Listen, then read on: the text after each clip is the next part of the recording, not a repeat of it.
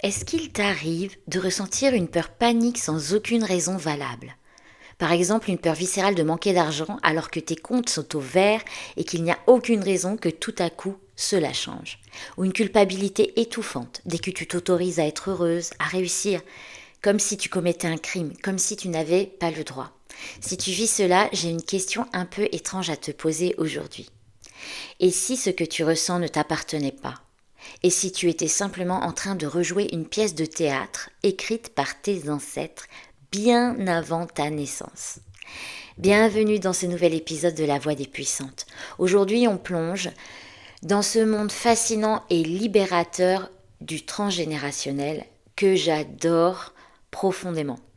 On va passer au crible 5 signes invisibles qui prouvent que ton passé familial est en train de dicter ton présent et que tu dois faire quelque chose. Mon objectif, te donner les clés pour identifier ces valises que tu portes, les déposer et enfin vivre ta vie. Allez, c'est parti. Le premier signe, le syndrome du plafond de verre et la loyauté familiale invisible.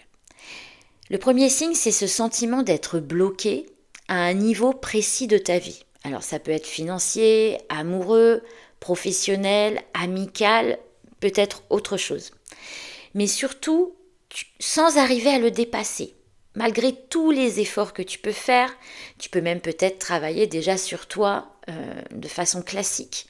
Mais dès que tu approches du succès, tu finis toujours par t'auto-saboter.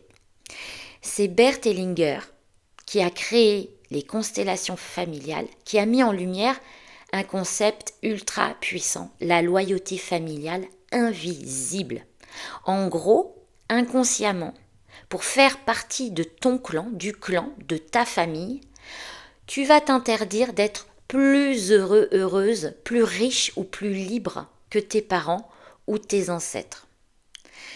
Réussir là où ils ont échoué va être vécu par ton inconscient comme une sorte de trahison profonde. Et quoi qu'on veuille ou qu'on fasse consciemment, on en arrive au même point parce que cela se passe de façon complètement invisible. Ellinger disait « Celui qui veut être libre doit se détacher de la loyauté aveugle qui le lie au passé. » Donc la première étape, c'est de se poser cette question.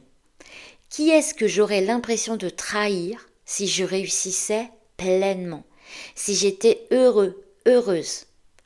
Pose-toi cette question et écoute depuis ton cœur. Qu'est-ce qui vient en premier? Pas depuis ta tête, vraiment depuis ton cœur. Tu peux aussi le poser sur un papier et faire une sorte d'écriture intuitive. Ça va déjà te donner un premier aspect. Évidemment, on va voir déjà du côté des parents, des grands-parents, et ça peut venir de beaucoup plus loin. Donc après, il faut faire des recherches un peu plus approfondies. Le deuxième signe, les phobies, les angoisses, les maladies inexplicables. Et je vais te parler de la thématique du syndrome du gisant. Le deuxième signe va se manifester plus à un niveau physique ou émotionnel, mais bien évidemment, ça peut aussi avoir une incidence dans la vie plus matérielle. Mais ça va quand même être plutôt à un niveau physique et émotionnel. Donc ça peut être tout ce qui est d'ordre d'angoisse nocturne, d'angoisse dont on ne sait pas d'où ça vient, qui sort de nulle part. Les tristesses chroniques, le fait d'être un petit peu déprimé. Les douleurs aussi, ou les maladies, pour lesquelles les maladies traditionnelles ne trouvent aucune cause biologique. Donc ici, je vais évoquer les travaux du docteur Salomon Selam. Vraiment, je te conseille d'aller, si c'est un sujet qui t'intéresse, d'aller voir. Il a écrit énormément de livres et il a créé tout un concept autour du corps, de l'émotionnel et du transgénérationnel. Et son concept principal, c'est le syndrome du gisant. Donc il a démontré que lorsqu'un drame familial survient, et notamment la mort prématurée ou tragique d'un enfant, d'un frère, d'un parent, et que le deuil n'a pas pu se faire, on n'a pas pu dire les choses, pas pu vivre les émotions associées, l'inconscient familial va charger un enfant de la génération suivante pour remplacer ce mort. Bien sûr, on parle d'une mort qui va être injustifiée, injustifiable. J'ai écouté une conférence là de lui, il y a un congrès en ce moment extrêmement intéressant. Et il parlait par exemple du cas typique de la sclérose en plaques qui imite littéralement le corps rigidifié et mort.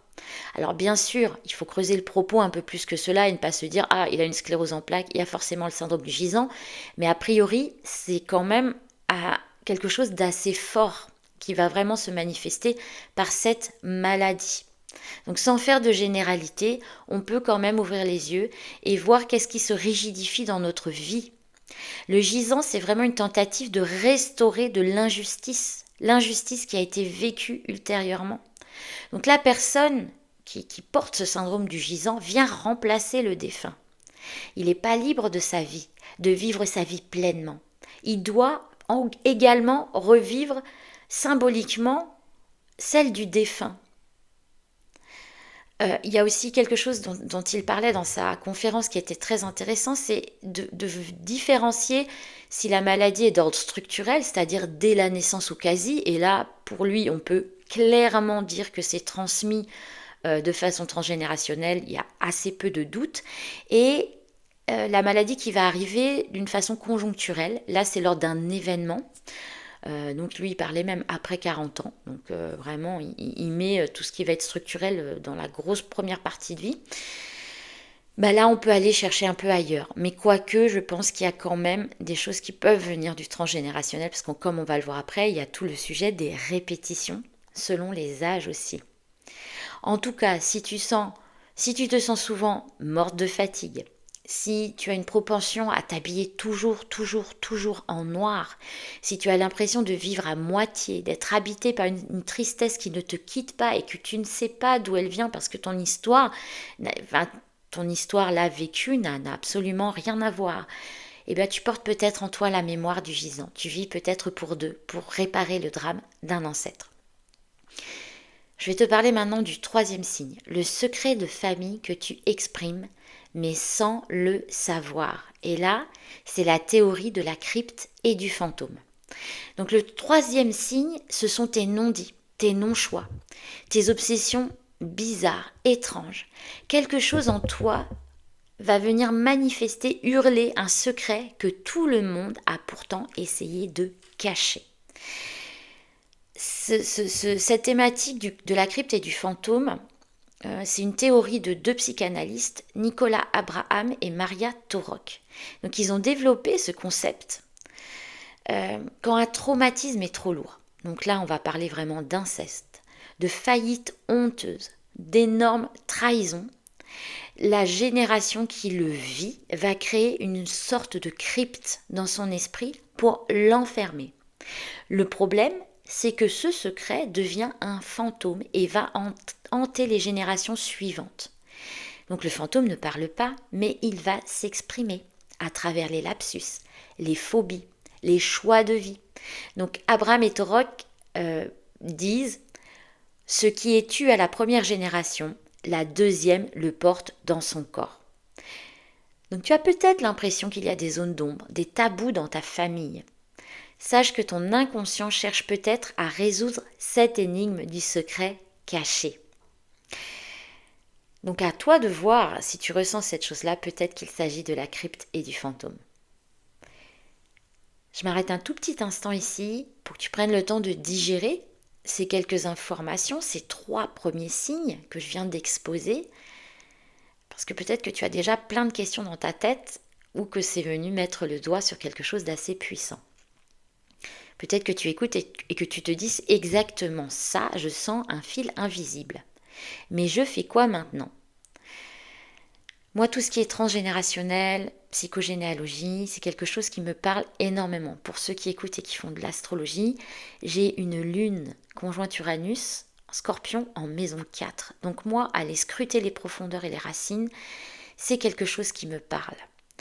J'ai beaucoup travaillé sur le féminin, sur les cycles féminins, les archétypes féminins, et je continue à travailler dessus, pour ceux qui me suivent, vous le savez, et sur les lignées. Sur les lignées, d'un point de vue plutôt chamanique, moi j'ai traversé ça beaucoup dans des explorations chamaniques, et vraiment je sens que c'est quelque chose de fondamental. Donc j'ai créé un programme pour faire le premier pas. C'est un programme qui va aller dans la douceur, qui va pas forcément aller déterrer les plus grosses couches, mais qui peut être un bon premier pas pour s'ancrer, pour se connecter à sa lignée et notamment sa lignée féminine. Ça s'appelle déplier l'origine. C'est un processus guidé de 7 jours qui est conçu pour aller voir ce fil, pour comprendre ce que tu portes, rendre aussi ce qui ne t'appartient pas et retrouver ta propre voix au milieu de toutes celles qui ont parlé avant toi. Donc c'est 7 jours que tu peux égrener à ton rythme avec audio, vidéo de moins de 10 minutes, un rituel concret sensoriel, des questions d'introspection. Le programme est accessible immédiatement, donc pour 47 € au lieu de 197, et je te mettrai le lien en bas de cet épisode. Donc si tu sens l'appel, voilà, je t'invite à aller voir ce programme qui est un programme qui fait quand même bouger les lignes. J'ai eu des très bons retours. On va reprendre avec le 4e et le 5e signe pour que tu puisses voir aussi les autres lieux d'investigation de tes ancêtres. Le 4e signe, évidemment, ce sont toutes les dates d'anniversaire et les répétitions de scénarios. C'est le syndrome de répétition. Tu vas te marier au même âge que ta grand-mère. Tu vas faire un burn-out exactement à l'âge où ton père a fait une faillite. Ou alors une tragédie arrive chaque année au même mois, au mois de mai. Tous les ans, au mois de mai, dans ta famille, il y a des décès, il y a des accidents, il y a des tragédies. Donc en psychogénéalogie, on appelle cela le syndrome anniversaire. C'est notre inconscient qui a une mémoire temporelle. Du coup, c'est incroyable, hein, l'inconscient, il est chargé de tellement de choses, et qui va répéter les traumatismes du passé aux mêmes dates, aux mêmes âges. Comme pour dire, regarde, ce traumatisme n'a pas été guéri, je te le remets sous les yeux, je te le resserre, pour que tu t'en occupes, pour que tu mettes le doigt dessus, pour que tu ailles chercher, et pour que tu nettoies cette chose qui arrive, ce traumatisme régulier, que tu puisses peut-être mettre aussi des mots sur ce qui n'a pas été dit, sur ce qui a été un peu enfoui. Tu peux aussi aller dans ces histoires de dates anniversaires, de choses un peu mathématiques, regarder si ta propre date d'anniversaire et même ta date de conception, donc ça c'est toujours intéressant, on regarde 9 mois avant la naissance, si ça correspond à une date de naissance ou de mort d'un de tes ancêtres. Là, tu sauras qu'il y a quelque chose à aller investiguer, à aller chercher dans cette direction-là. Peut-être que tu portes quelque chose de cet ancêtre-là, que tu es investi d'une mission. Donc je te conseille vraiment d'aller regarder ça. Donc il y a ce qu'on appelle le génogramme, créer un peu son arbre généalogique, d'aller faire ses recherches de dates anniversaires. Tu peux aller évidemment dans les livrets de famille, poser des questions à ta famille aussi, mais des fois les choses se perdent et les histoires changent aussi. Même les histoires de dates, des fois, sont changées. Donc je te conseille vraiment, si tu as cet élan-là, d'aller regarder. Il y a même des sites internet où tu peux avoir des informations. Et on va finir avec le 5e signe, c'est tous les scénarios qui tournent en boucle, que ce soit dans le côté amoureux, professionnel ou autre. C'est tous les schémas répétitifs relationnels. Tu attires systématiquement le même type de partenaire toxique, de partenaire indisponible, tu revis la même rupture. En fait, peu importe tous les efforts que tu fais, même en travaillant sur toi de façon plus classique, ça se décline à l'infini. Tu répètes. Tu as toujours l'impression que ça va être différent, mais non, au final, on en revient au même. Donc là, c'est un peu le mix entre les travaux de Selam et Dellinger et puis d'autres personnes qui sont venues après eux. C'est ton écosystème familial qui tente de rééquilibrer une injustice du passé. Par exemple, si une arrière-grand-mère elle a été abandonnée, bafouée, tu vas inconsciemment t'interdire de vivre une relation harmonieuse par solidarité avec elle, ça on l'a vu plus haut, ou au contraire, tu vas rejouer le scénario pour essayer cette fois de faire mentir le scénario. Sauf qu'en général, tu le rejoues avec les mauvaises personnes et ça n'aboutit pas. Là encore, si tu repères ces schémas, tu peux vraiment aller faire un tour du côté des ancêtres et aller faire un tour de « Ok, pourquoi, comment ?» Donc je t'invite à faire ce travail-là toi-même, parce qu'évidemment tu peux aller voir des énergéticiens, des chamans qui vont venir aussi voir des choses de tes vies antérieures, libérer des liens, etc. Donc ça peut être un premier plan, ou ça peut être une première piste pour savoir de quel côté chercher, parce que c'est ça qui est souvent délicat, c'est en fait à quel niveau ça se situe la problématique. Et après, je t'invite vraiment à faire ce travail de recherche par toi-même ou d'aller voir des personnes qui vont être plutôt dans ce travail transgénérationnel. Le simple fait de mettre de la conscience sur tes mécanismes va quand même commencer à briser la moitié du sortilège. C'est ce qu'Abraham et Torok appellent sortir le fantôme de sa crypte. Prendre conscience que cette peur, ce plafond de verre, cette tristesse ne t'appartiennent pas, c'est le premier pas pour dire à ton système familial: je vous aime, je vous respecte, mais ceci est votre histoire. Aujourd'hui, je choisis d'écrire la mienne. Tu n'es pas né de rien, tu viens d'une lignée d'hommes et de femmes, visibles ou invisibles, que tu portes en toi. Et si tu te sens prête à faire de la place autour de toi, eh bien je t'invite à rejoindre Déplier l'origine. Tu as le lien juste en dessous de cet épisode. Partage cet épisode avec une femme de ton entourage qui porte en elle aussi des fardeaux trop lourds pour elle, si ça peut lui donner des pistes. Merci beaucoup pour ton écoute. N'hésite pas aussi à me poser tes questions. C'est un sujet qui me fascine et qui est pour moi essentiel. Pour faire de belles branches, pour avoir de belles feuilles et de beaux fruits, il faut aller regarder ses racines. À très vite.